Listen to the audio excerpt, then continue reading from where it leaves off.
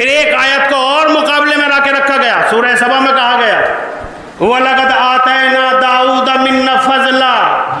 بے شک ہم وہی پروردگار ہیں بتحقیق کہ ہم نے داؤد کو اپنی جانب سے فضل دیا، فضیلتیں دی، صیغہ استعمال کیا قرآن مجید نے اور لفظ کو رکھ دیا، اور پھر کیا کہا یا جبالو اوبی معہ والطیر وعلنا لہ الحدید، کہ ہم نے آواز دی اے پہاڑوں تم داؤد کے ساتھ تسبیح کرو، اے پرندوں جب میرا بندہ تسبیح کر رہا ہو تو اس کے ہم کلام ہو جاؤ، لہجے سے لہجہ ملا دو۔ اس کا مطلب یہ کہ پہاڑوں میں بھی شعور ہے کہ وہ تسبیح کرتے ہیں، متوجہ ہیں؟ پہاڑوں میں کہاں سے بھئی قرآن کی جس آیت کو پڑھ کے دیکھ لو فضائل اہل بیت آشکار ہو جاتے ہیں۔ ہم نے کہا پہاڑوں سے، ہم نے کہا کہ جب میرا بندہ داؤد تسبیح کرے میری تو تم اس کے ساتھ لہن سے لہن ملا دو، کہو۔ اس کا مطلب یہ ہے کہ یہ فضیلت ہم نے داؤد کو دی، پہاڑ ان کے ساتھ تسبیح کرتے تھے، پہاڑوں کو ہم نے حکم دیا کہ جب بھی یہ تسبیح کرے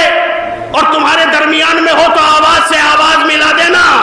صرف تسبیح کرنے کا حکم ہم نے دیا، پہاڑ پہ اختیار کا حکم نہیں دیا، اس لیے کہ اختیار کا حکم انہیں دیا جائے گا جو کائنات سے پہلے پیدا ہوئے۔ اسی لیے نصرائے نجران نے کہا اب ایسے چہرے آ رہے ہیں اگر پہاڑوں کو اشارہ کر دے۔ بلند ترین صلوات